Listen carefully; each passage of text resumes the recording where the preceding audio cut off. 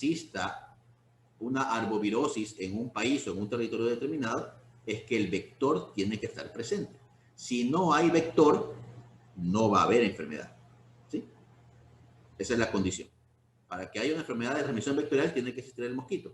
Si no hay mosquito, no hay transmisión vectorial. ¿Sí? Y para que los mosquitos vivan, sobre todo el Aedes aegypti, que es quizás el mosquito más importante a la hora de transmisión de enfermedades, sí hay que tomar en cuenta que tiene algunas particularidades y esa es la que vamos a tratar de verlas así de manera rápida, ¿sí? Esas características porque influyen directamente en la prevención y control de la enfermedad. ¿Sí? Entonces vamos a poner un videito. Entonces déjenme ver dónde es que está, porque ya no sé dónde está. Este no es, este tampoco, no creo que este es.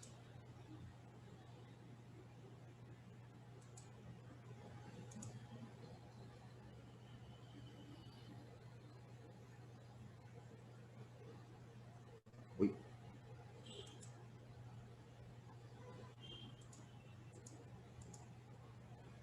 Hola. ¿Sí ven la pantalla? Sí. ¿Sí? Bueno, entonces vamos a ver una cuestión muy rápida, un video de cómo es el ciclo de vida de los Aedes aegypti, ¿sí? Y vamos a ir puntualizando algunas cosas mientras el video avanza, ¿ya?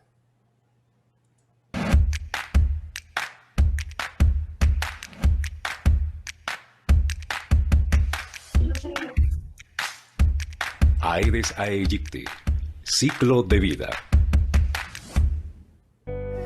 Aedes aegypti es un mosquito pequeño procedente de África, de color oscuro, con distintivas marcas blancas y un tamaño aproximado de 5 milímetros. El ciclo de vida del mosquito. Fíjense, algo importante, interesante que ustedes siempre tienen que recordar es, primero, aprender a reconocerlo. ¿Cuál es la manera más fácil y rápida de poder reconocer a un Aedes aegypti? Es por esto. Por estas manchitas blancas que ustedes ven en sus patitas. ¿Sí? Así es facilito reconocerlo. Un mosquito en el que ustedes vean manchitas blancas, si ven que por aquí tiene una manchita blanca, aquí en esta otra patita también tiene, en esta patita también, en esta también, y en todas sus patitas tienen manchitas blancas. ¿Sí? Entonces, cuando ustedes vean un mosquito que tiene listones blancos, ese es un Aedes aegypti. ¿Sí? Entonces, la próxima vez que vean un mosquito que los está picando y vean así, ya imagínense que es un Aedes. Un mosquito... Doctor, pero sí se ven a simple vista esas manchas. Por supuesto, por supuesto. Ustedes lo pueden ver a simple vista. No es tan complejo. La próxima vez que ustedes vean un mosquito o vean que los está picando un mosquito, antes de matarlo, fíjense y veanle si tiene esos listones blancos. ¿Sí? Son bastante distintivos y son bastante simples y sencillos de ver. Solo hay que estar atentos y hay que fijarse. ¿Sí? No todo mosquito es Aedes. ¿Sí? Ustedes saben que mosquitos hay un montón. Están los mosquitos Aedes, están los mosquitos Culex, están los zancudos, están los anófeles. Todo eso son diferentes tipos de mosquitos y cada uno tiene sus propias características. ¿Sí? Pero cuando hablamos de enfermedades vectoriales virales, como el caso de dengue, chikungunya, zika, mayaro, etc., nos referimos a Aedes. ¿Sí? Y un Aedes se reconoce básicamente por estas características, por estos listones blancos. Entonces, eso nosotros tenemos que recordar. Si ven un mosquito que los está picando, pero es un mosquito que tiene todo negro, ese no es un Aedes. Es cualquier otro tipo de mosquito menos Aedes. ¿Sí? Es el proceso y cambio que tiene en cada uno de sus 4 estados: huevo, larva, pupa y adulto. Después de aparearse durante el vuelo, la hembra consume sangre, madura sus huevos y al cabo de 1 a 3 días está lista para depositarlos en recipientes ubicados en zonas frescas y sombreadas. Importante lo que acaban de decir en el video. ¿Sí?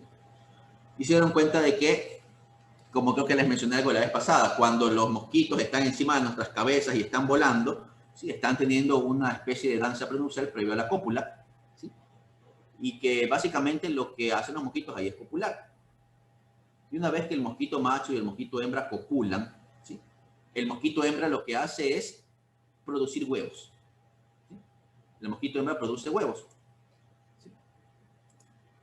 ¿Qué es lo que necesita el mosquito hembra para poder madurar sus huevos? Necesita sangre. Por eso es que el mosquito hembra pica. ¿Sí? Por eso es que el mosquito hembra es el único que pica porque necesita sangre para madurar sus huevos. Y una vez que el mosquito hembra pica y obtiene sangre para madurar sus huevos, tiene que reposar para darle chance a que sus huevos maduren. Y una vez que los huevos maduran, los deposita en lugares con las características que ya ustedes pudieron escuchar ahí. ¿Por qué ese ciclo es importante? Ese ciclo de que el mosquito hembra pica, reposa y pone huevos tiene un nombre. Se llama ciclo gonadotrófico. Ese ciclo gonadotrófico donde el mosquito hembra pica, reposa y pone huevos es súper importante. Porque justamente ese ciclo gonadotrófico es el que está directamente relacionado con la transmisión, en este caso del virus dengue o del chikungunya o del Zika o del Mayá. ¿Sí?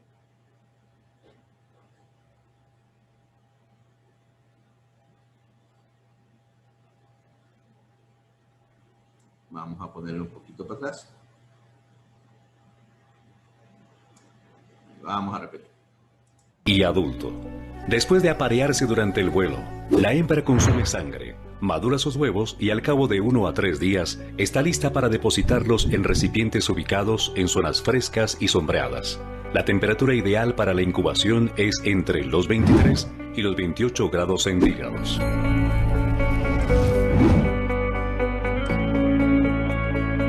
Este es el inicio de la fase acuática. Los huevos miden alrededor de 1 milímetro de largo. Algunos son capaces de resistir y sobrevivir entre 7 y 12 meses y sin depósitos de agua. Cada vez que una hembra se alimenta de sangre, pone aproximadamente tandas que pueden alcanzar hasta los 50 huevos sobre las paredes de los recipientes y durante toda su vida, una hembra puede colocar entre 150 y 300 huevos. Otro detalle importante que tenemos que considerar cuando el mosquito se reproduce, ¿sí?, es que el mosquito hembra, que es el que pica y el que realmente hace todo el proceso para la reproducción de los mosquitos, vive aproximadamente 30 días. Más o menos, ¿no? El mosquito macho vive aproximadamente 1 semana. O sea, el mosquito hembra siempre vive más. ¿Y por qué vive más? Porque justamente es el que perpetúa la especie. ¿Sí? Si estábamos hablando de que el mosquito hembra cumple su ciclo gonadotrófico, es decir, de pica, reposa, pone huevos, ¿sí?, y que ese más o menos proceso demora de medio unos 3 días, y si el mosquito hembra vive 30 días, significa que el mosquito hembra durante su vida puede hacer un total de 10 ciclos gonadotróficos. Es decir, hace 10 veces el proceso de picar, reposar y poner huevos. ¿Sí? Si estamos hablando de que cada vez que el mosquito hembra pone huevos, puede poner un promedio de hasta 50 huevos, ¿sí?, y hablando de que el mosquito puede depositar huevos aproximadamente 10 veces durante su vida, ya se pueden imaginar cuántos mosquitos pueden nacer de cada mosquito hembra. ¿Sí? Por eso es que siempre cuando hablamos del control de una enfermedad transmitida por vectores, siempre hablamos de que hay que eliminar los mosquitos, porque mientras más mosquitos existan, obviamente más mosquitos hembras va a haber, y si más mosquitos hembras están presentes, más huevos van a poner. Por lo tanto, significa que la población de mosquitos va a ir siempre en aumento. ¿Sí? Doctor, ¿Sí? tengo una pregunta. ¿Ah? Lo que pasa es que a mí en el colegio me dijeron que los mosquitos, las hembras, no pican, sino muerden, porque ellos tienen una boca y dentro de la boca tienen como unos dientecitos. O sea, esos no son dientes exactamente, sino más bien son dentículos, creo que se les dice. Entonces me dijeron que estaba mal dicho que no digan que los mosquitos pican, sino que ellos muerden. O sea, No, no sé, pues. De hecho, el No estoy mosquito segura. pica. Mira, de hecho, el mosquito Ya. pica. Mira, si te das cuenta, y vemos aquí al inicio, déjame ver no, a ver, ¿dónde está ahora? Blancas y un tamaño aproximado de 5 milímetros. No creo que se ve bien. Pero si ves esta partecita, ya, esto es lo que se llama probosis. Esta probosis tiene la función como de una aguja. Entonces, cuando el mosquito se prepara para picar, deja ver si es que hay aquí una más adelante, aquí. Si ves aquí en esta pose, en este mosquito de aquí está picando. Si te das cuenta de que el mosquito cuando nos chupa sangre, lo que hace es inyectar la proboscis a través de la piel, tal cual como si estuviera tomando una muestra de sangre. O sea, nos introduce la proboscis y la proboscis funciona como una aguja. Y entonces a través de esa proboscis es que el mosquito absorbe sangre. ¿Sí? Entonces el mosquito realmente pica. ¿Sí? Mira, aquí incluso aquí lo puedes ver cuando el mosquito está preparándose para picar. Aquí el mosquito está descendiendo sobre la piel, aquí está poniendo sus patitas y aquí está preparando su proboscis para introducirla a través de la piel y iniciar pues la absorción de sangre. No lo iba a mencionar todavía, pero en el momento en que el mosquito hembra hace esto y se posa sobre la piel y va a introducir la proboscis, en la proboscis del mosquito hembra hay siempre una sustancia anestésica y hay anticoagulante. O sea, las glándulas salivales del mosquito, que en teoría deben estar por aquí, en el interior de su cabeza, las glándulas salivales del mosquito producen sustancias que tienen una acción anticoagulante por un lado y anestésica por otro. ¿Y por qué eso es importante? Porque imagínense ustedes, si el mosquito hembra se posa y en el momento en que nos introduce la aguja, eso va a producir dolor, ¿verdad? Nuestros receptores van a sentir dolor. ¿Cómo hace el mosquito para poder evitar que nosotros sintamos ese dolor? Es porque nos inyecta una sustancia analgésica. Por eso es que a veces nosotros ni sentimos que nos están picando. Una vez nos damos cuenta que nosotros miramos, el mosquito está ahí recién nos damos cuenta que está el mosquito. Es porque el mosquito nos inyecta un anestésico. Eso por un lado. Y por otro lado también libera una sustancia anticoagulante. ¿Por qué? Porque la proboscis es como una aguja. Y la sangre, en el momento que se está siendo absorbida, se puede coagular. Entonces imagínense usted, el pobre mosquito está absorbiendo sangre y se le coagula la sangre y el pobre mosquito muere atorado. ¿Sí? Entonces el mosquito lo que hace es libera en su saliva sustancia anestésica que facilita que esté o que pueda absorber la sangre. Eso lo hace todo mosquito. ¿Sí? Gracias, doctor. Ya no sé por qué le dije esto, pero bueno. Sigamos.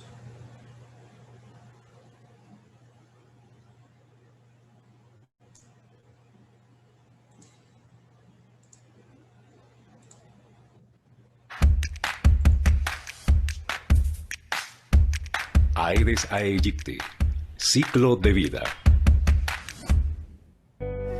Aedes aegypti es un mosquito pequeño procedente de África, de color oscuro, con distintivas marcas blancas y un tamaño aproximado de 5 milímetros. El ciclo de vida del mosquito es el proceso y cambio que tiene en cada uno de sus 4 estados: huevo, larva, pupa y adulto. Después de aparearse durante el vuelo, la hembra consume sangre, madura sus huevos y al cabo de 1 a 3 días está lista para depositarlos en recipientes ubicados en zonas frescas y sombreadas. La temperatura ideal para la incubación es entre los 23 y los 28 grados centígrados.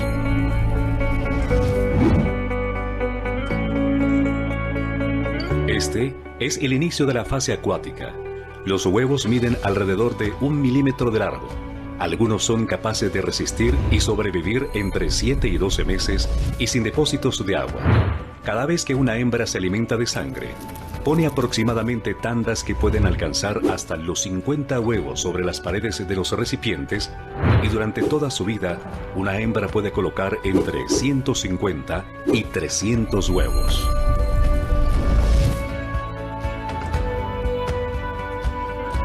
Una vez se rompe el huevo. Un minuto se nos va a cortar la conexión, nos quedamos hasta aquí y ahora que regresemos, pues lo ponemos otra vez desde ahí el video, ¿ya?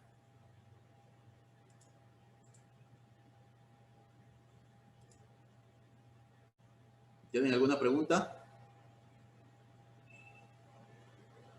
¿No? Bueno, entonces nos vemos ya mismo al ratito para seguir hablando. Ah, es cierto que grabar esta cosa. Ya. Listo, bueno, continuemos entonces. Sigamos con el videito de los mosquitos.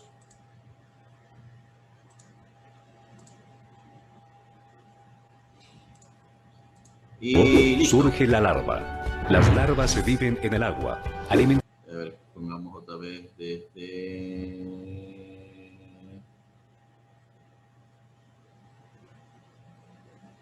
Aquí. 500 huevos. Vamos a continuar, ¿sí?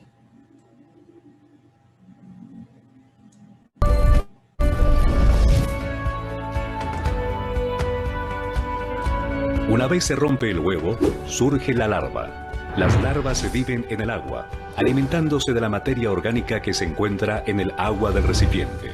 Su desarrollo se completa entre 5 y 7 días antes de convertirse en pupas.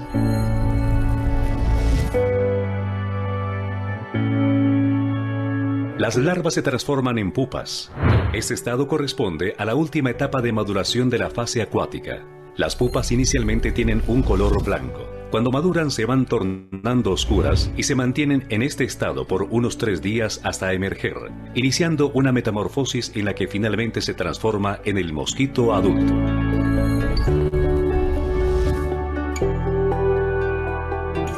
El mosquito adulto totalmente formado rompe la carcasa de la pupa y la abre manteniéndose en la superficie del agua.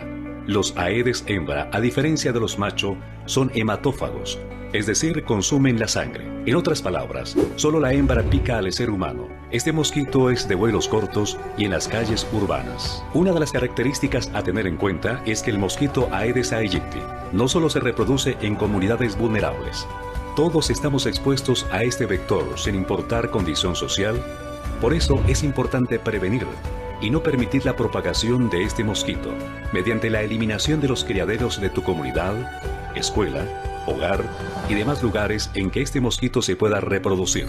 Todos y todas podemos prevenir el Aedes aegypti.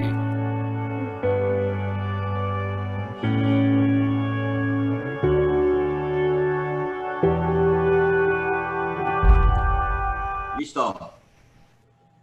Ya se acabó el video. Como ustedes pudieron ver, una vez que el mosquito hembra deposita los huevos, viene todo el proceso de la fase biológica del virus como tal, ¿sí? Viene el estadio de larva, pupa, adulto, ¿sí? Y bueno, de ahí los mosquitos nuevos que nacen, pues bueno, van a repetir nuevamente el ciclo. Y como también ustedes pudieron escuchar, el Aedes aegypti tiene ciertas características, si se den cuenta. Primero, son mosquitos que tienen un rango de vuelo corto.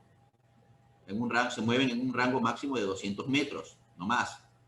¿Qué quiere decir eso? Que por lo general, como el mosquito no vuela tanto, no tiene la capacidad de volar tanto, y como el mosquito hembra necesita alimentarse de sangre, ¿a qué le obliga el mosquito? A que tiene que vivir cerca del hombre.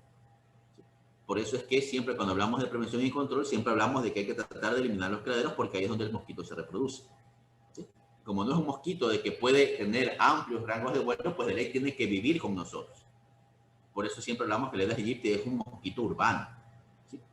Porque necesita ciertas características para su reproducción que solamente las encuentra en lugares donde hay población humana. El acceso a la sangre, por un lado. Por otro lado, el agua limpia, fresca y poco profunda, que es donde va a depositar sus huevos, ¿sí? Y esas características las encuentra siempre cerca del hombre.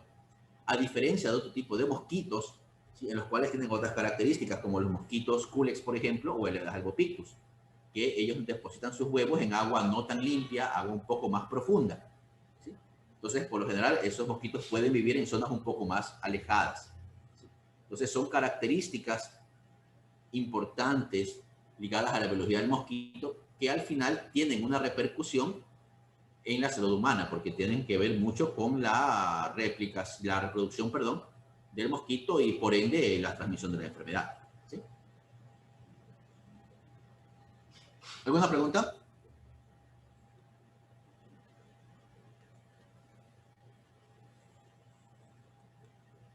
¿Tienen preguntas? ¿No? Entonces yo les hago una pregunta. Ya hemos visto la biología del mosquito. Y la pregunta es, ¿y cómo el mosquito transmite el dengue?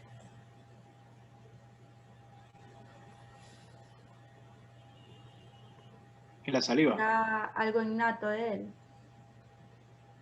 ¿Por qué será? ¿Por qué será que el No es dengue, cuando que pican el las mosquito personas puede? infectadas. O sea, el momento de que te pico. ¿El momento? Cuando pica una persona infectada, el mosquito también se infecta y en el próximo ciclo gonadotrópico que va a picar a otra persona para poder poner otra tanda de huevos, entonces infecta a la otra persona y así sucesivamente. Exactamente, así es como los mosquitos se infectan. Vamos a ver otra vez un poquito esto más acá. Vamos a retroceder para la parte que quería decir. Proceso y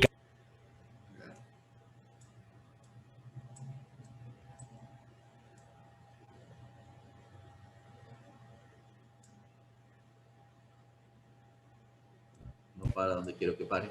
África, de color oscuro, con distintivas marcas blancas y un tamaño aproximado de 5 milímetros. El ciclo de vida del mosquito es el proceso. Ya, ahí. Como bien decía su compañera, aquí tenemos el mosquito. ¿Sí? ¿Cómo hace el mosquito Aedes para infectarse? Se infecta aquí. En el momento en que el mosquito hembra va a picar para poder obtener sangre y de casualidad le pica a una persona que tenga dengue, o sea, que tenga virus dengue circulando en su sangre, en el momento en que el mosquito está absorbiendo sangre, también está absorbiendo virus. ¿Sí? Así es como este mosquito hembra se infecta. Ahora, una vez que el virus ingresa al interior del mosquito, el virus se multiplica dentro del mosquito. O sea, el virus dengue tiene una parte, pero tiene la capacidad, mejor dicho, de replicarse en las células del tracto gastrointestinal del mosquito. ¿Sí? Una vez que el virus se multiplica en el tracto gastrointestinal del mosquito, el virus se acumula, por así decirlo, en la glándula salival del mosquito. Pues imagínense, aquí el mosquito está absorbiendo sangre, en la sangre viene el virus, sale por la proboscis, pasa a través de las glándulas salivales, a través del tórax del mosquito y llega a su abdomen. O mejor dicho, por acá. Aquí sube la sangre, pasa las glándulas salivales, pasa el tórax del mosquito y llega al abdomen. O sea, acá, todo esto es el abdomen del mosquito. En el abdomen del mosquito, el virus dengue se multiplica, se replica. Y una vez que los miles de virus nuevos que se forman siguen el camino contrario, salen del abdomen, pasan el tórax y se acumulan en las glándulas salivales. Se quedan ahí acumuladas.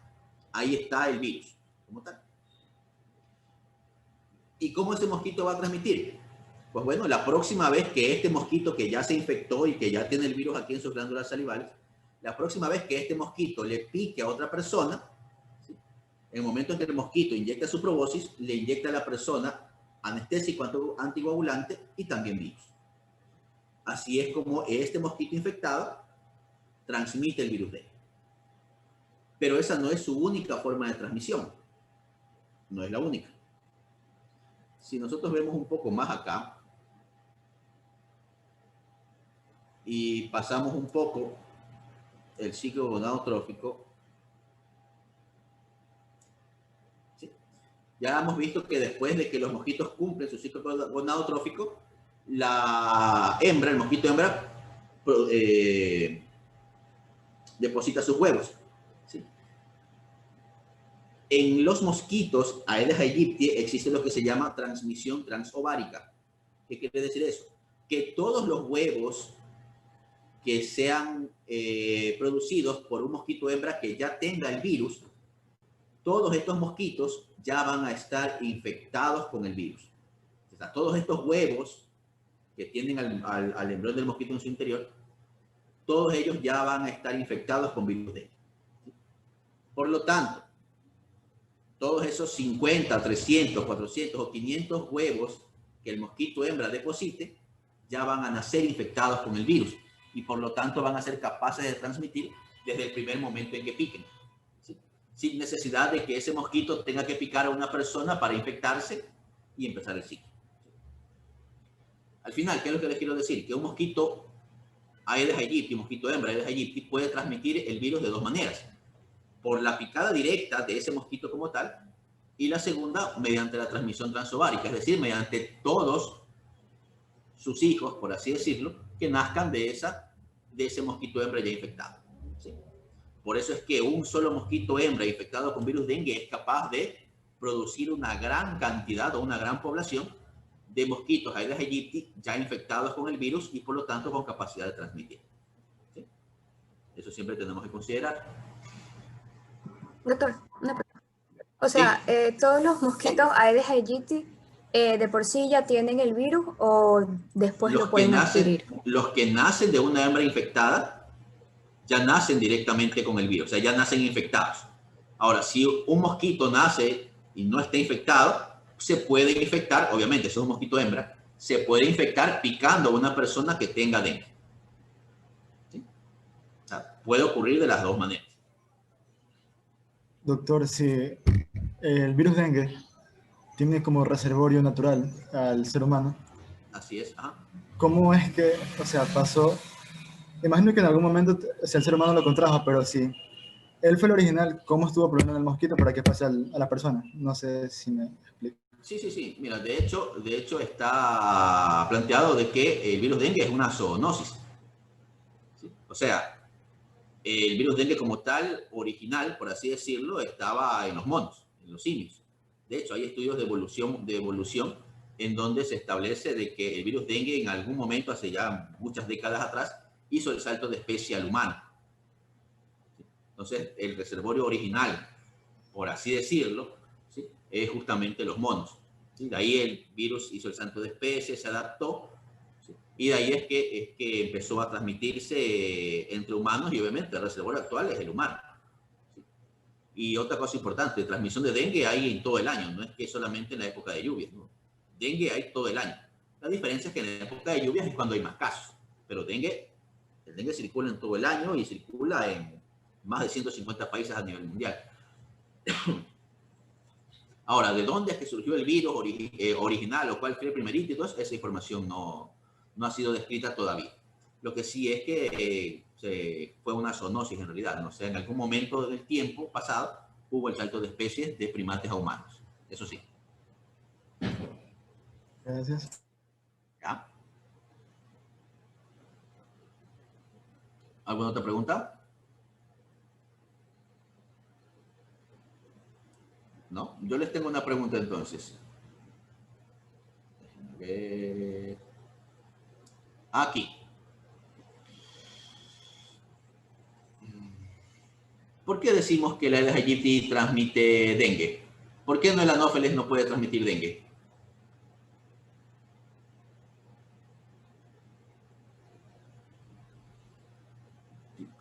Todos sabemos, ¿verdad?, que el principal mosquito transmisor de la malaria es el Anopheles, ¿verdad? Y asimismo, como todos sabemos, el principal vector transmisor de Aedes aegypti es el Aedes aegypti, no transmisor de dengue. La pregunta es, ¿por qué el Aedes aegypti no transmite malaria? ¿O por qué el Anopheles no transmite dengue? ¿O por qué el Aedes aegypti no transmite VIH? A los pacientes VIH también les pican los mosquitos. La pregunta es, ¿y por qué ese mosquito que le pica a una persona con VIH, ¿sí? Y esa persona tiene VIH obviamente en su sangre, ¿por qué ese mosquito no es capaz de transmitir VIH? El tamaño del virus al momento de Quizás porque ser sus células absorbido. no tienen Porque receptores cuando que permitan que el virus porque el penetre. virus del VIH muere una vez que está fuera del cuerpo del sistema del organismo humano.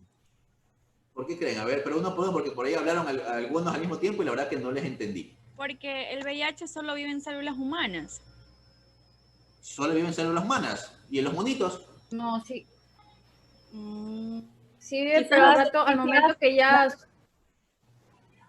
Quizás las células o sea, de otros animales o de otros mosquitos no tienen los receptores necesarios para que el dengue se reproduzca en las células del mosquito, de la pared digestiva. Ya. ¿Qué más? ¿A quién se le ocurre otra cosa? El tamaño de las partículas virales. ¿El Con tamaño? respecto al mosquito que específicamente. Quizás, no sé. Ya. Por eso es que es más fácil. Ya. ¿Qué más? ¿Qué se les ocurre?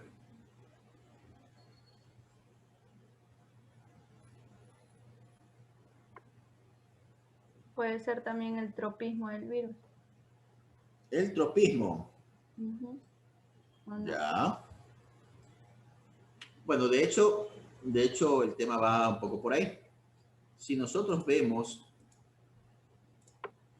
y se acuerdan lo que les expliqué, ¿no? Que el virus ingresa por la proboscis, pasa por las glándulas salivales, pasa por el tórax y llega al abdomen, ¿verdad? En los mosquitos, a la entrada del tracto abdominal, hay una membrana que es genéticamente codificada y obviamente es característica de cada especie de virus, ¿sí? Forma parte de su estructura, es un órgano que los mosquitos tienen en su interior y que obviamente va a ser diferente en dependencia de cuál sea la especie del virus, tiene ciertas características, ¿sí?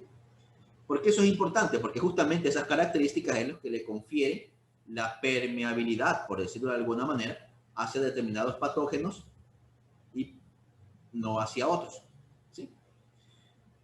Hasta ahora, en los mosquitos que han sido estudiados, porque mosquitos siguen descubriéndose todavía, ¿sí?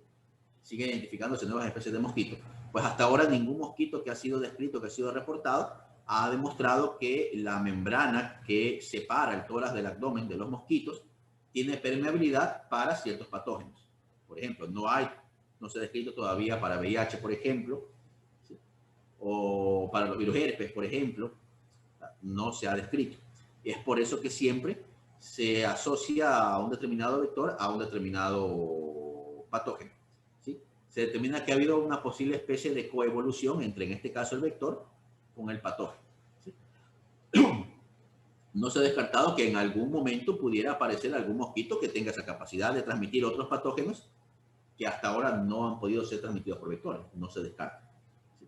Sobre todo ahora que vivimos en la época de la manipulación genética, en donde ya se ha hecho manipulación genética de mosquitos justamente para tratar de controlar dengue. Esa es una de las estrategias que se usan actualmente para controlar el dengue, utilizar mosquitos genéticamente modificados, ¿sí? No se sabe todavía qué consecuencias biológicas pudiera tener, pero ya se está usando, ¿sí? Entonces, eso que les acabo de mencionar, esa pequeña membranita codificada genéticamente por cada especie de mosquito, es realmente lo que impide que un mosquito pueda transmitir cualquier tipo de patógeno, o dicho de otra manera, es lo que les da su selectividad, ¿sí? Para la transmisión de un determinado patógeno, ¿sí? Listo, ¿preguntas? Para ya dejar a los mosquitos en paz, que si no ya mismo toman por venganza y ejemplo, nos pican. si un patógeno, un virus indeterminado, por ejemplo, o sea, si el mosquito pica a una persona y esta persona tiene un virus, por ejemplo, de VIH, el virus, claro, no avanza porque tiene esa membrana, pero ¿y qué pasa si queda en la probóscide y en pocas horas pica a otra persona? No sé. De hecho, sí, de hecho sí, son preguntas que ya tienen respuesta. Realmente, para que la transmisión pueda darse, tendrá que ser una picada casi que inmediata, ¿sí? Porque igual el virus es muy, muy lábil fuera de las células humanas y se degrada y se destruye de manera muy rápida, ¿sí?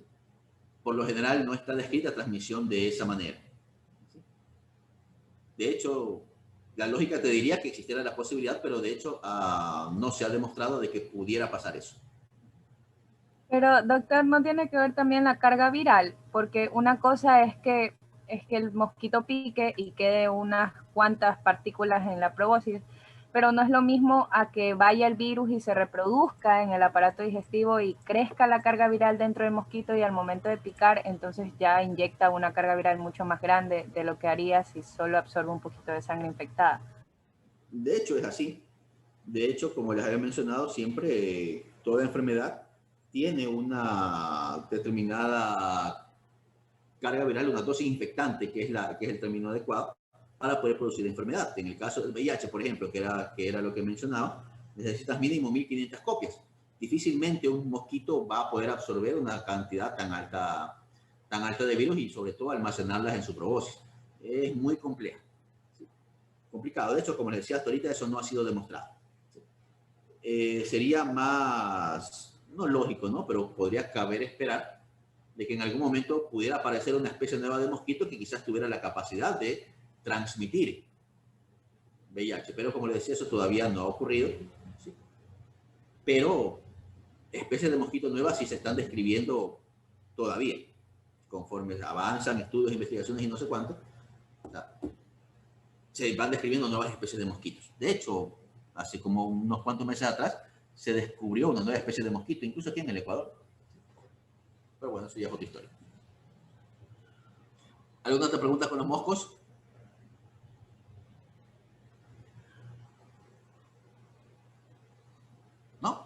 Bueno, dejemos los moscos en paz. Y... Uy, ya van a ser las 7.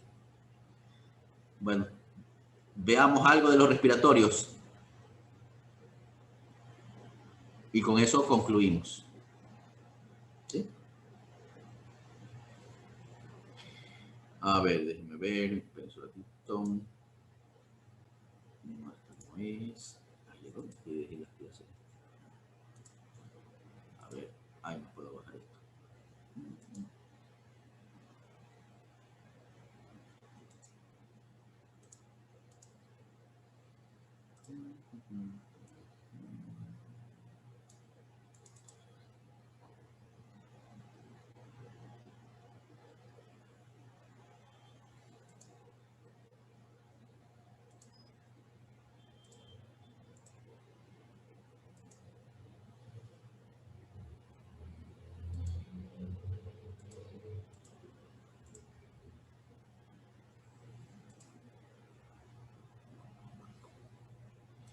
A ver.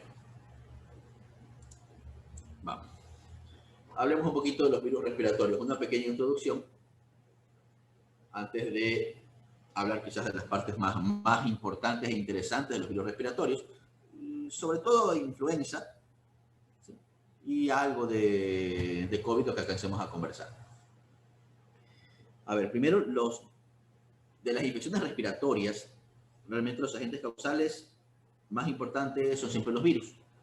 ¿Por qué? Porque si revisamos las estadísticas, más del 50% de todas las infecciones respiratorias son de origen viral. Por lo tanto, pues, no requieren uso de antibióticos para su tratamiento, por un lado.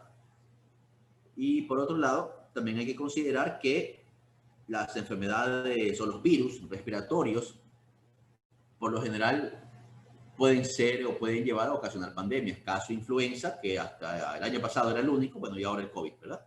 El SARS-CoV-2. Por eso, de hecho, los virus respiratorios tienen una relevancia importante por los cuadros clínicos que producen por un lado, y por otro lado por su capacidad de producir pandemias. Ahora, virus respiratorios hay muchísimos. ¿Sí? Pero, de hecho, el más importante es influenza. Sigue siendo influenza y seguirá siendo influenza. ¿Sí? Tienen, por ejemplo, el virus influenza, al virus parainfluenza, al virus sincitial respiratorio, al adenovirus, al bocavirus, al metaneumovirus, tienden a los coronavirus y a los rinovirus. Todos ellos son virus capaces de producir infección respiratoria. Más graves, menos graves, pero de hecho todos son capaces de producir infección respiratoria.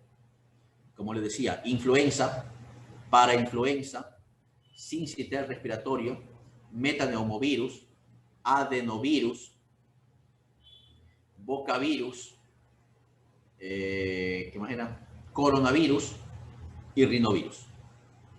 Todos ellos son capaces de producir infección respiratoria, pero como les decía, si bien es cierto, todos son importantes, realmente el que merece mayor atención es influenza. ¿Sí? Entonces vamos a ver algo del virus influenza. A ver. Ay, ¿dónde está esta cosa? Ahora ya no sé cuál es. Creo que es esta. ¿Sí se ve la pantalla? Sí, doctor. Sí. Ya, a ver. Influenza. Los virus de influenza pertenecen a la familia Orthomyxoviridae.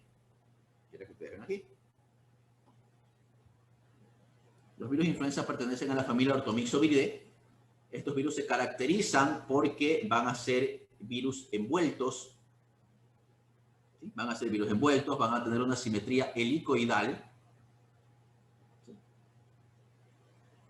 Los virus de la familia Orthomyxoviridae van a ser virus envueltos de simetría helicoidal con un genoma tipo RNA segmentado. O sea, no va a ser una sola línea continua, sino que va a tener segmentos. ¿Sí? Que en el caso del virus influenza humano, el A, que es el más común, tiene 8 segmentos. sea, tiene 8 partecitas. Son sus principales características estructurales. El virus influenza tiene muchas estructuras, muchas proteínas, pero quizás las más importantes son sus proteínas de superficie, que son la hemaglutinina, que es esta que está aquí, esta rojita, la hemaglutinina, y la neuraminidasa, que es esta celestita. ¿Sí? Todas las proteínas del virus influenza son importantes, pero quizás las que revisten importancia mayor son las de superficie. La hemaglutinina y la neuraminidasa. ¿Sí? ¿Y por qué son importantes? Porque, por ejemplo, en el caso de la hemaglutinina va a ser la proteína que le va a permitir al virus unirse a su receptor en la célula. ¿Sí? La hemaglutinina es la proteína del virus, la proteína de superficie del virus, que le va a permitir unirse a su receptor en la célula. Para eso sirve la hemaglutinina. Por cierto, el receptor de la hemaglutinina en la célula epitelial respiratoria es el ácido ciálico. El ácido ciálico es el receptor del virus influenza en la célula epitelial respiratoria. ¿Sí?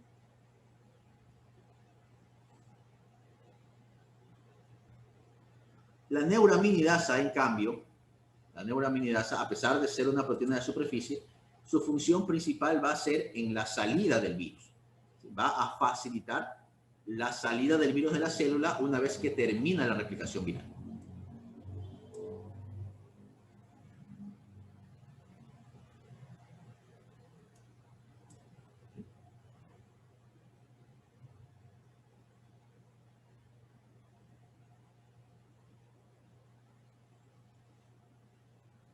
La neuraminidasa, como les decía, va a cumplir una función que es facilitar la salida del virus de la célula en el momento en que ya termina la replicación viral. ¿Sí?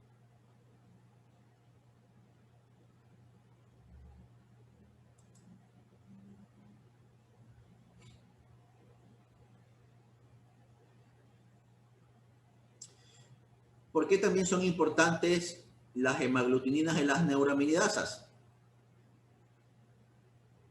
Las hemaglutininas y las neuraminidasas son importantes, ¿sí? Porque van a tener diferentes tipos, o pueden ser de diferentes tipos, ¿sí? Y en dependencia de, perdón,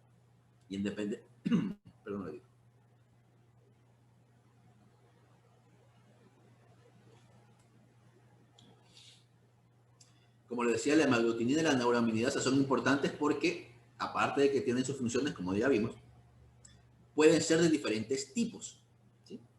Por ejemplo, las hemaglutininas en el humano, hasta ahorita se han descrito 3 tipos de hemaglutininas en el humano, que son las que está aquí. La hemaglutinina 1 o H1, la hemaglutinina 2 o H2 y la hemaglutinina 3 o H3. Mientras que las neuraminidasas en el humano hasta el momento se han descrito 2 tipos de neuraminidasas. La neuraminidasa 1 o N1 y la neuraminidasa 2 o N2. ¿Y por qué eso es importante? Porque seguramente ustedes han escuchado hablar del virus influenza H1N1, ¿verdad? ¿Sí o no? ¿A qué nos referimos cuando hablamos de H1N1? Nos referimos a un virus influenza, hemaglutinina tipo 1, neuraminidasa tipo 1. De ahí sale el famoso H1N1. ¿Sí? Cuando nos referimos al virus influenza H2N2, nos referimos a un virus influenza que tiene la hemaglutinina tipo 2 y la neuraminidasa tipo 2. O cuando hablamos del virus influenza H3N2, nos referimos al virus influenza que tiene la hemaglutinina tipo 3 y la neuraminidasa tipo 2. ¿Sí? Al final, ese apellido que siempre hemos escuchado de H1N1 o H3N2 se refiere al tipo de hemaglutinina y de neuraminidasa que tiene ese virus particular. ¿Sí? A eso nos referimos cuando hablamos de influenza H1N1 o H2N2 o H3N2, que son los que han sido descritos hasta ahora. ¿Sí? ¿Preguntas hasta ahí?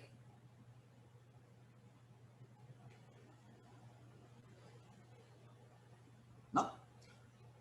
Un detalle importante de cuando hablamos de virus influenza es que el virus influenza o el principal reservorio del virus influenza son las aves acuáticas, sobre todo.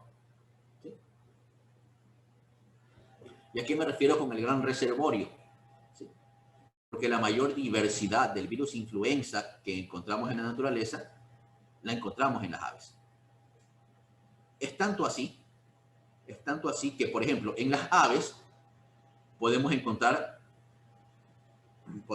hasta 16 tipos de hemaglutininas y 9 tipos de neuraminidasas. O sea, hay hemaglutininas tipo 1, 2, 3, 4, 5, 6, 7, 8, 9, etc. Y neuraminidasa 1, 2, 3, 4, 5, 6, 7, 8, 9. ¿Sí?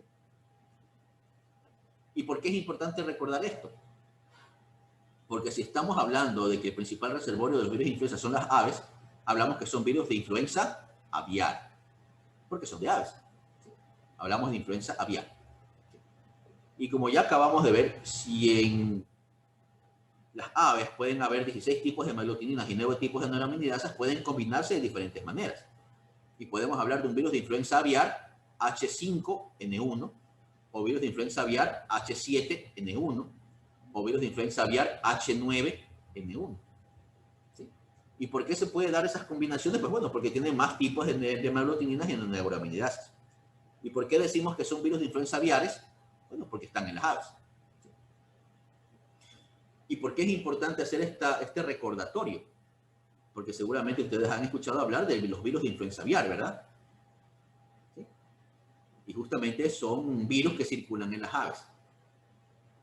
¿Y por qué es importante mencionarlos? Pues porque estos en algún momento pueden desarrollar mutaciones que les permitan hacer el salto de especies y producir infección en humanos. Y por lo general cuando eso pasa es cuando ocurren las pandemias, como ya vamos a ver en un ratito. ¿Sí? Por eso siempre es bueno diferenciar los virus de influenza aviares de los virus de influenza humanos. ¿Sí? De hecho, por lo general, cuando aparecen tipos nuevos de hemaglutininas o de neuraminidasas en el humano, por lo general es consecuencia de algún virus de influenza aviar que hizo el salto de especies. Por lo general así es como ocurre. ¿Sí? ¿Preguntas?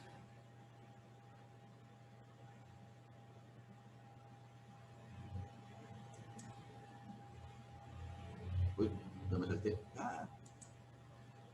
¿Dudas, preguntas, comentarios? ¿No? Bueno. Entonces déjenme ver que tenía un video aquí, pero ya no me acuerdo qué deriva, qué gente. Listo. Sigamos. Vamos a hacer un recuento así rapidito porque no creo que nos dé tiempo para mucho. Esto de acá, que es la patogenia, o sea, la forma como se transmite un virus respiratorio, aplica a influenza, pero también aplica para todos los virus respiratorios. Y seguramente ustedes ya lo han escuchado hasta el cansancio con el contexto de la pandemia del COVID. ¿Cómo se transmite un virus respiratorio?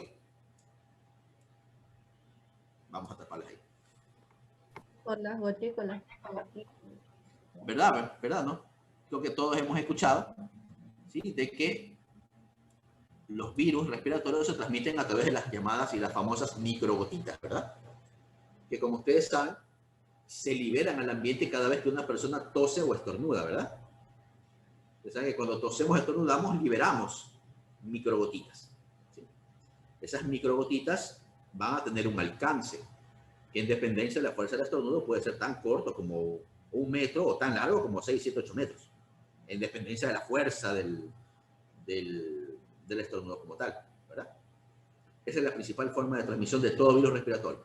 Lo hace influenza, lo hace SARS-CoV-2, lo hace rinovirus, lo hace el adenovirus. Todos los virus respiratorios se transmiten de esa manera principalmente. No es la única. ¿Qué otra forma de transmitirse tienen los virus respiratorios? Les pregunto.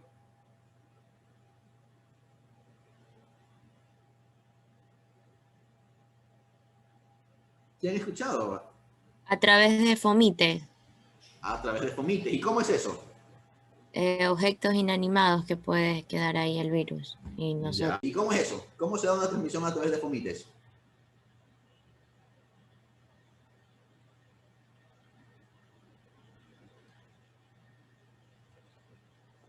¿Cómo se imaginan? Cuando una persona está en contacto, ¿no? Con ese objeto y ahí ya se queda, digamos, el virus y otra persona lo toca y no se lava las manos y se toca la nariz, la boca. Puede ser. De hecho, sí. ¿Qué hacen muchas personas cuando van a toser o a estornudar? Bueno, ahorita es obligatorio usar mascarilla, pero imagínense que no el año pasado, antes de que se todo el problema del COVID, muchas personas al toser y estornudar, ¿qué hacían? Se tapaban la camiseta. ¿Verdad? La camiseta o la mano. Van a estornudar y te pones la mano para, en teoría, cubrirte, ¿verdad? ¿Cuál es el resultado de eso? Que todas las microgotitas se quedan en la mano, ¿verdad? Y obviamente la persona no se lava la mano y a la final, imagínense ustedes, es un amigo suyo o una amiga suya y se la toman por la calle y le dan la mano. ¿Sí? O sea, ustedes dar la mano están tomando contacto con todas esas microgotitas llenas de virus. ¿Sí? Después que esa mano llena de microgotitas de virus, ustedes se la pasan por la cara y así se infectan. ¿Sí? De hecho, eso pasa. Eso es una forma de transmisión por fomites. Entonces, de hecho, son de las principales formas en las cuales puede transmitirse un virus respiratorio. ¿Sí? Ahora, cuando hablamos de virus influenza, muy aparte de sus características clínicas, del cuadro clínico que produce, de cómo se puede tratar, etcétera, etcétera. ¿Sí? Lo más importante es, o son, de hecho, sus mecanismos de variabilidad genética. El virus influenza es un virus que muta mucho, de hecho, solamente está por debajo del VIH en cuanto a tasas de mutación. ¿Sí? Tiene una altísima tasa de mutaciones, por lo tanto, tiene una gran variabilidad. Y de manera general, el virus influenza tiene dos grandes mecanismos de variabilidad genética, que son la deriva antigénica y el salto antigénico. ¿Sí? Son los dos grandes mecanismos de variabilidad genética que tiene el virus influenza. La deriva antigénica y el salto antigénico. Y cada uno de ellos pues tiene sus particularidades. ¿Sí? ¿Qué es lo que vamos a ver ahorita? Los mecanismos de variabilidad genética del virus influenza. Y para eso vamos a poner unos videitos que dejen ver por dónde andan, que ya se me han escapado.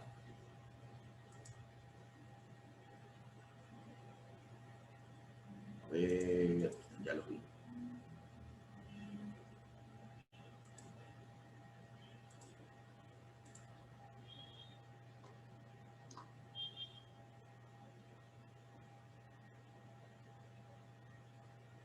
Ahí ese no era. Este era. ¿Sí se ve? Sí, doctor. Ya, a ver, vamos a hablar de la deriva antigénica, que es, déjame sacar esto ya, que es uno de los mecanismos más sencillos en realidad, ¿no? Entonces, vamos a ver un poquito de la deriva antigénica, o también se puede llamar drift, como ustedes ven aquí. Deriva antigénica o drift. Es uno de los mecanismos de variabilidad genética de influenza. Entonces, vamos a ver.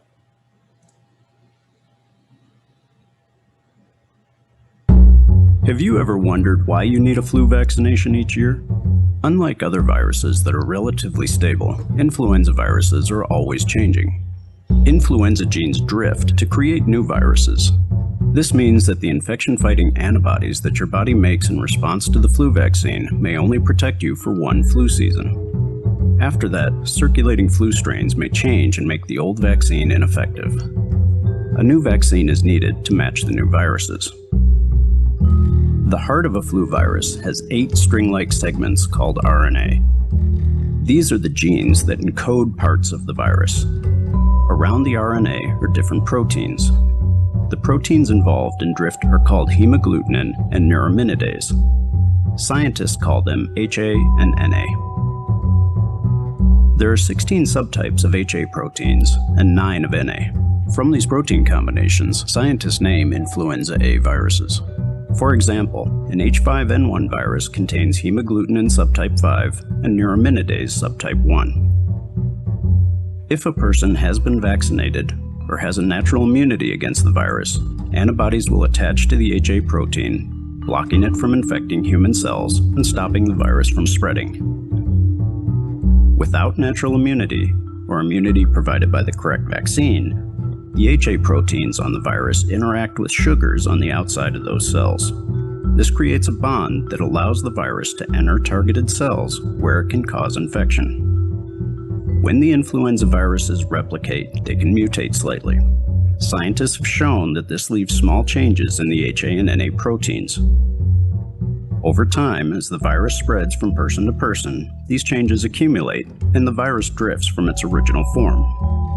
Eventually, the immune system no longer recognizes the HA proteins from the virus and the flu vaccine becomes ineffective. Each year, flu vaccine is made to protect against the most common flu viruses predicted to circulate among the population.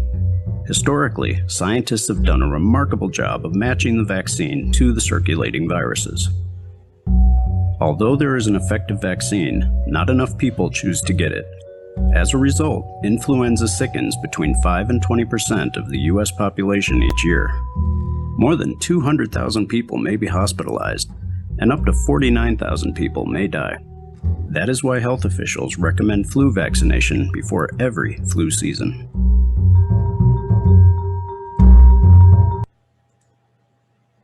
¿Se entendió?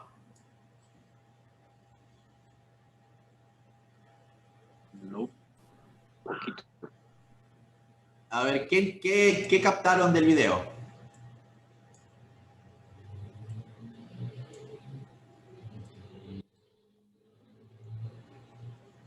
Como que siempre va a estar mutando el virus, a pesar de que le pongan una vacuna contra esa influenza. Puede igual infectar la célula. Sí, de hecho es así. Muy bien, ¿qué más?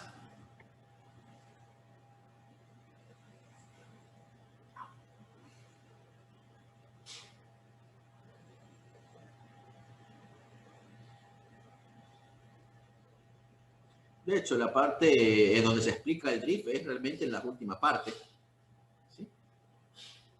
En donde, a ver si lo retrocedemos.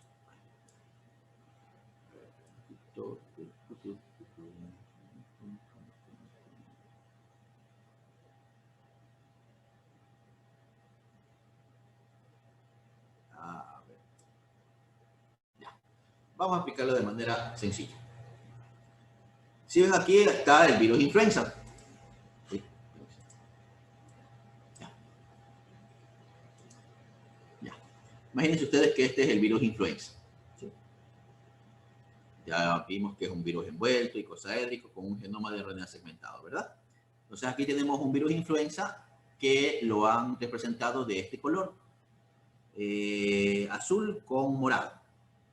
Azul en su estructura, en su envoltura, y en las proteínas de superficie de color morado y de color celeste. ¿Sí? ¿Qué es lo que nos dice? Que nosotros podemos tener un virus influenza que está presente, que está circulando en la población, ¿sí?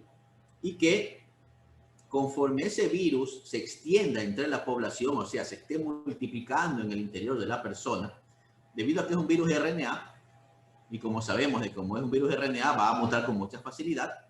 Pues bueno, a medida que el virus se esté multiplicando más en cada una de las personas que se enfermen con el virus, se van a ir generando mutaciones y esas mutaciones se van a ir acumulando en el virus. ¿Sí? De tal manera que esas mutaciones que se van acumulando en el virus, con el tiempo, ¿sí?, van a llevar a que el virus que esté circulando ya no va a ser el virus original, representado del color azulito con moradito. Ya se me olvidó los colores, pero bueno, el virus del que vimos hace un rato con los otros colores, y va a aparecer un virus con otro color, por así decir. Obviamente, biológicamente es un virus parecido, igualito, pero que tiene ligeras diferencias, que es lo que se trata de representar acá. Estas ligeras diferencias que aparecen en estos virus, que ya acumulan cierta cantidad de mutaciones, hace que la respuesta inmune que originalmente había contra el virus original ya no sea capaz de reconocer y de destruir a este otro tipo de virus. De tal manera que este virus ya mutado puede escapar de la respuesta inmune. ¿Sí? Básicamente aquí lo que está explicando es el mecanismo de mutación que lo hace cualquier virus RNA. Lo hace el VIH, lo hace dengue y obviamente lo hace influenza. ¿Sí? De manera conceptual, la deriva antigénica o el drift son pequeñas mutaciones que ocurren en diversas partes del genoma, que hacen que los virus sean diferentes año tras año. En sí, en eso consiste la deriva antigénica. Y justamente por ser pequeñas mutaciones que van apareciendo, es justamente lo que hace que los virus de influenza que circulan un año no sean los mismos a los que circulan el año siguiente.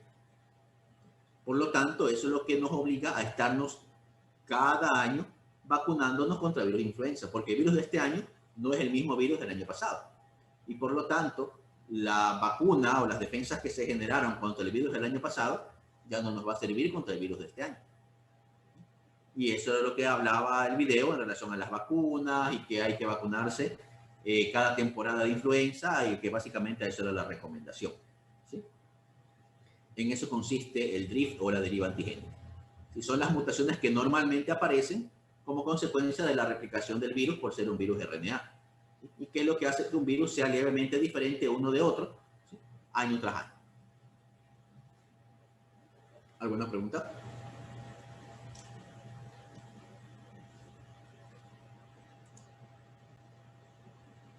¿Preguntas, dudas, comentarios?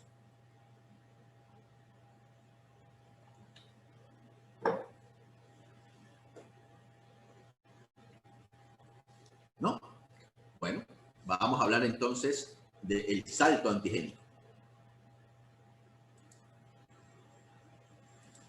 Vamos a hablar del otro mecanismo de mutación. El salto. Antigenic shift and the H1N1 influenza A virus. Antigenic shift occurs when the influenza virus goes through the major antigenic changes as a result of the reassortment of genomes among different strains, including animals. Origins of the hemagglutinin HA, nucleoprotein NP, and non-structural NS gene segments of the H1N1 virus are linked to avian flu virus, which infected pig populations around 1918. Let's review the principles of antigenic shift. Influenza sets up local upper respiratory tract infections in pigs. The virus targets and infects epithelial respiratory mucosa cells. Hybrid viruses are created when they infect the same cell by different strains of the virus. First, the native pig strain of influenza A targets the epithelial cell. It binds and enters the host cell through endocytosis and releases its viral genome into the cytoplasm. Secondly, a bird strain of influenza virus A infects the same cell and mixes with the already present pig strain gene segments. Mixed viral gene segments from bird and pig strains reassort into a new influenza A virus strain, which may further spread to the human population. Another major antigenic shift of influenza A took place around 1979.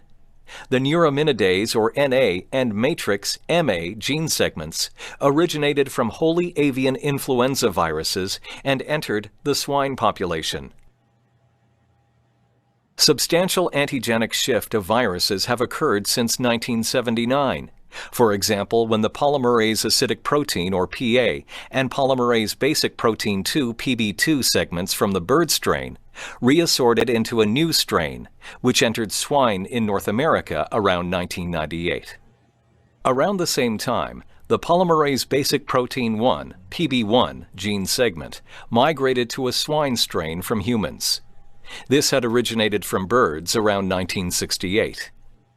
Evolution via the combination of various antigenic shifts resulted in the novel H1N1 transmitted to humans in 2009.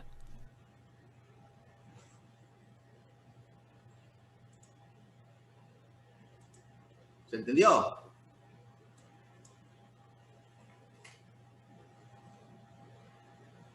No le puso los subtítulos.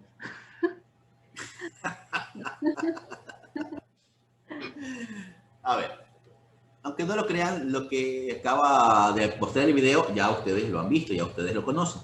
Lo que básicamente el video ha mostrado es una recombinación genética. Básicamente eso es lo que ha mostrado el video, solo que esa recombinación genética no es entre dos personas de la misma especie, sino entre especies. ¿Sí? Pero hay que ir por el principio. Les había mencionado al inicio de que el receptor del virus influenza en la célula epitelar respiratoria era el ácido ciálico, ¿verdad? Lo dije al inicio de la clase. ¿Sí?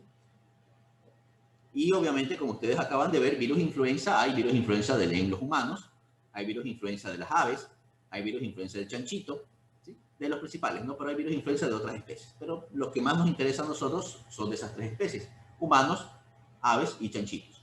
¿Sí? En esas tres especies, el receptor del virus influenza sigue siendo el ácido ciálico. ¿Cuál es la diferencia o cuál es la particularidad? ¿Sí? Que el receptor del virus influenza en el humano, que es el ácido ciálico, tiene residuos de...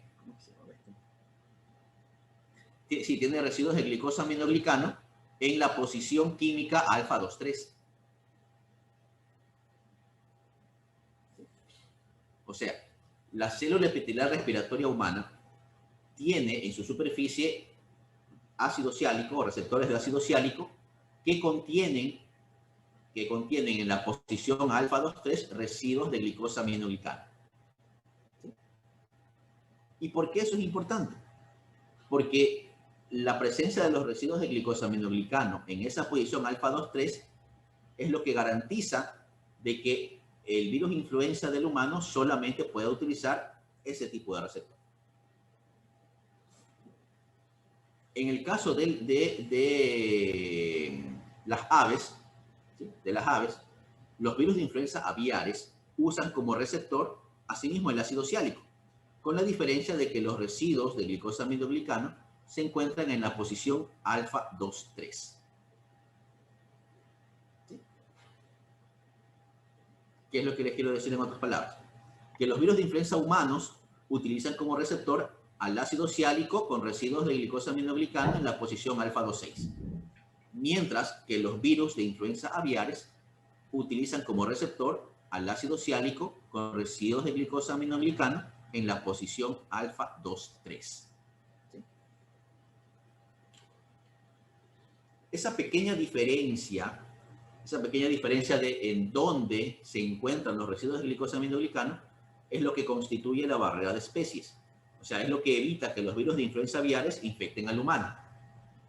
¿Sí? Porque, si bien es cierto, es el mismo receptor, pero la posición de los residuos de glicosaminoglicano están en posiciones diferentes. Y eso es lo que normalmente evita que los virus de influenza aviares infecten al humano. ¿Sí? Eso es lo que normalmente ocurre. Ahora, cuando hablamos de saltos antigénicos, ¿sí? El principal mecanismo de salto antigénico es directamente la mutación. ¿A qué me refiero con esto? De que un virus de influenza aviar desarrolla una mutación que le permita infectar a células que tengan ácido ciálico con residuos de glicosaminoglicano en la posición alfa 2,6. O sea, en algún momento un virus aviar simplemente desarrolla una mutación que le permite infectar a células humanas. Porque simplemente mutó. Esa es una manera en la cual puede aparecer un salto antigénico. Una mutación justo en la posición del genoma que le permita al virus de influenza aviar mutar y poder utilizar como receptor al receptor humano. ¿Sí? El otro mecanismo es el que se presentó en el video, que es la recombinación genética. Y para poder explicar la recombinación genética, ¿sí? Tenemos que utilizar un concepto que, como ustedes conocen, siempre en una relación de dos siempre hay un tercero, ¿sí? Y ese tercero, en este caso los virus de influenza, es el chanchito, es el cerdo, es el tercero en discordia. Da la casualidad de que la célula epitelial respiratoria del cerdo, en su superficie tiene ácido ciálico también, en su célula epitelial respiratoria. Con la diferencia de que la célula epitelial respiratoria del cerdo tiene residuos de glicosaminoglicano en la posición alfa 2,6 y en la posición alfa 2,3. O sea, posee los dos tipos de receptores, los alfa 2,3 y los alfa 2,6.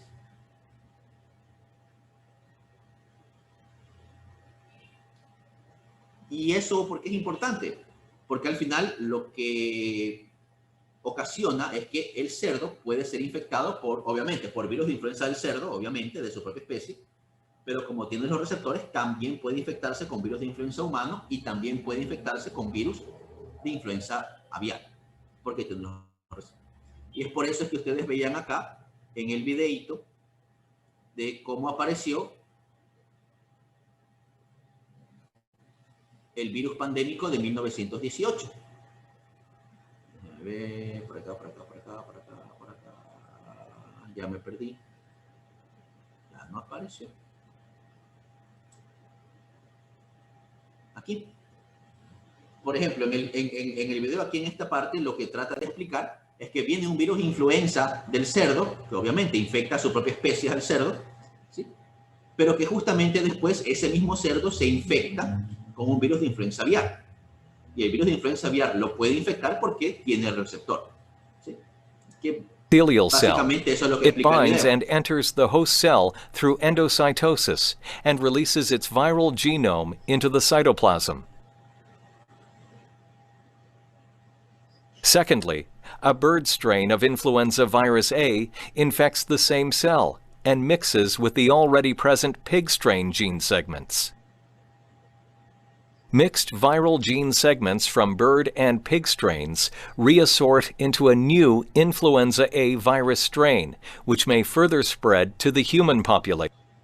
Entonces, una vez que ese mismo cerdo se infecta tanto con virus de influenza del cerdo, o sea, de su especie, más el aviar, y si una misma célula se infecta al mismo tiempo con los dos tipos de virus, en el momento en que se está haciendo la replicación viral y se están formando las nuevas partículas virales, ustedes saben que la célula lo que hace es mezclar todo. No es que está viendo, a ver, este era del cerdo, lo pongo con cerdo, este era de las aves, lo pongo, no, simplemente coge y mezcla todo.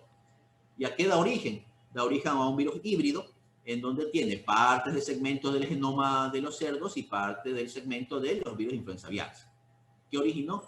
Originó un nuevo virus, ¿sí? Con un reordenamiento genético en donde tiene genes de aves y genes de cerdos. ¿Sí? ¿Qué ocurrió? Ocurrió una recombinación genética. Eso es lo que ocurrió. Ahora, ¿por qué eso es importante? Ahora imagínense que ya no sea solamente de 2, sino sea de 3. Como les decía, en una relación de 2, por ahí siempre aparece un tercero, entonces imagínense ustedes. Around 1998. Ya no sea simplemente aves y cerdos, sino que aparezca el humano, que también puede ocurrir. Entonces imagínense ustedes, acá, bueno, acá está puesto de aves a humanos, de humanos a cerdos, y de ahí aparece la nueva cepa. Puede aparecer así. O sea, que un virus de influenza aviar haya mutado y haya conseguido la capacidad de afectar al humano, luego el humano le pasa el virus de humanos a los cerdos, ¿sí? En ese cerdo se combina con el virus de influenza de cerdos y produce una nueva cepa de influenza. Puede pasar. O puede pasar al revés. Yo creo que, no sé si está por acá, lo que pasó en el 2009. Si se dan cuenta de que aquí el virus de influenza 2009 tiene genes de influenza del cerdo, de las aves y humanos. ¿Qué pasó aquí? En el virus pandémico de influenza del 2009, un virus de influenza aviar infectó al cerdo, ¿sí? Y generó un virus recombinado con genes de aves y de cerdos. Ese virus que ya estaba recombinado con genes de aves y cerdos se mezcló con un virus de influenza humana y produjo un virus con un reordenamiento genético de las 3 especies. ¿Cuál fue el resultado? Pandemia. ¿Sí? Conceptualmente hablando, ¿a qué se refiere el salto antigénico?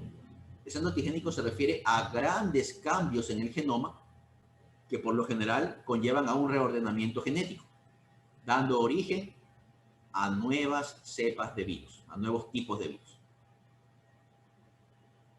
Y por lo general esos nuevos tipos de virus ocasionan pandemias. ¿Sí? Los saltos antigénicos siempre están ligados a reordenamiento genético. Y ese reordenamiento genético produce virus nuevos que se ocasionan a pandemias.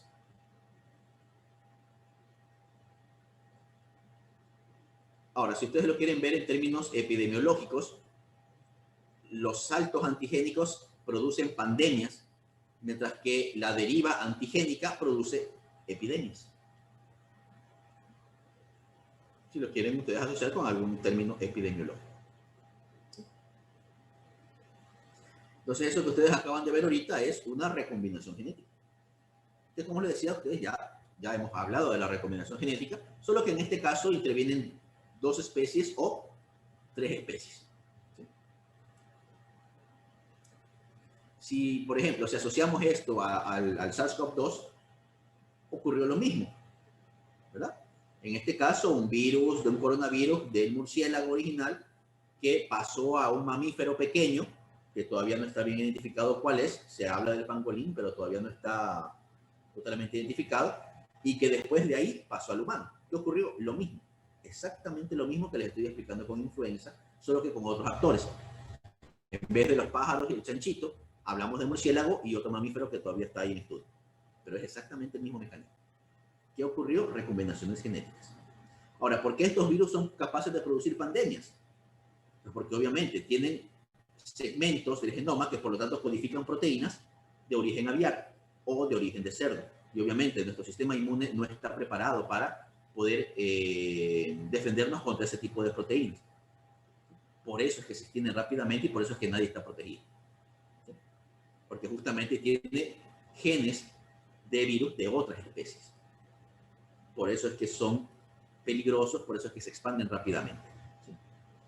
Con el paso de los años, conforme nuestro sistema inmune se enfrenta a este nuevo tipo de virus, ya nuestro sistema inmune va aprendiendo a defenderse contra estos virus y después estos virus pasan a formar parte ya de los virus que ya normalmente circulan entre la población.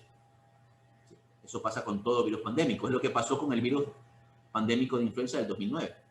Al inicio hubo pandemia, como ustedes conocen, pero después, conforme fue extendiéndose, nuestro sistema inmune ya fue acostumbrándose a ese tipo de virus y actualmente pues es un virus más que también circula, un virus de influenza más que también circula.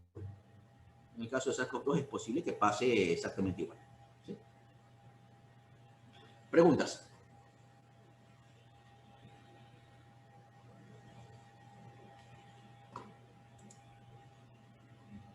¿Dudas, preguntas, comentarios con lo que acabamos de ver?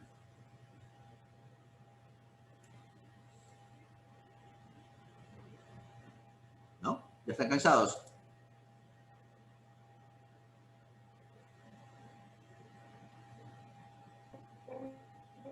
Poquito.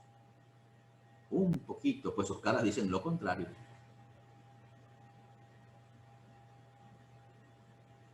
Bueno, les tengo 2 noticias, una buena y una mala. ¿Cuál quieren primero? La mala. La mala es que ya me cansé. Ya se me acabó la gasolina. Y como que ya se me acabó la gasolina, ya nos vamos a quedar hasta aquí, ya no voy a avanzar más. ¿Sí? Esa es la mala noticia, vamos a dejar las cosas hasta aquí. ¿Sí? La buena noticia es que de aquí ya nos queda el examen, que por cierto todavía no sé ni cuándo es, pero bueno, igual ya nos queda el examen. ¿Sí? Y bueno, ya terminamos. Esta ha sido la última clase. Para mí se ha sido un gusto poder y haber sido su profesor en este semestre. Espero haberles podido transmitir algo de virología, que ustedes hayan podido aprender algo de virología. Y bueno, de aquí sí ya no los voy a volver a ver. No creo que vuelva o que dé cátedras más adelante. Lo que sí es igual, si algún momento tienen alguna duda o consulta, pues con mucho gusto, ¿sí? Me pueden contactar y si es posible para mí, pues igual, cuenten conmigo y les puedo dar una mano, ¿sí? Por mi lado, pues muchas gracias. Se cuidan, se portan mal y nos vemos el día del examen. Doctor, para tomarnos la foto todos más que sea virtual. No sé, digo, si los chicos quieren, pueden por prender las cámaras. ¿Y eso cómo se hace? No, solo se toma la captura de los que salen ahí, más que sea. ¿Y cómo hago Que pueden porfa prender la... O sea, si no, no hay problema, se puede tomarla yo desde acá y ahí se las envío y se les envío a los chicos. Bueno, sí, porque la verdad es que no sé cómo que pongo pre screen en la pantalla, sí. O sea, sí, solamente tomen la captura y ya. Ajá. Bueno, por eso te digo, o sea, a tomar la captura te refieres a que ponga print screen aquí en la pantalla. Ajá, con el botón del Windows más el print screen, como quiera. A ver. Pero serían 2 tomas de pantalla porque son por el Zoom. Ajá. A ver, esperen. Pero nos avisa. A ver, vamos a ver si sale. A ver, entonces están ahí y hago aquí print screen. Pero nos avisa. Sí. Ya hice. No. A ver, déjame ver. Tiene que avisarnos para sonreír, doctor. Uy, si se vieran las caras. Y tiene que avisar cuando vaya a hacer la otra pantalla, pues porque, no sé, le salen diferentes a ustedes. De verdad. A ver. Ya hice de la otra pantalla. Chamba. Es que esta es la foto real, la otra ya es con pose. No. Ya, por aquí me dicen, se están peinando y dicen, ¿quién está peinando? Ya. Ya, ahora sí, posen. ¿Ya? Posen, como que les gusta la clase, ¿ya?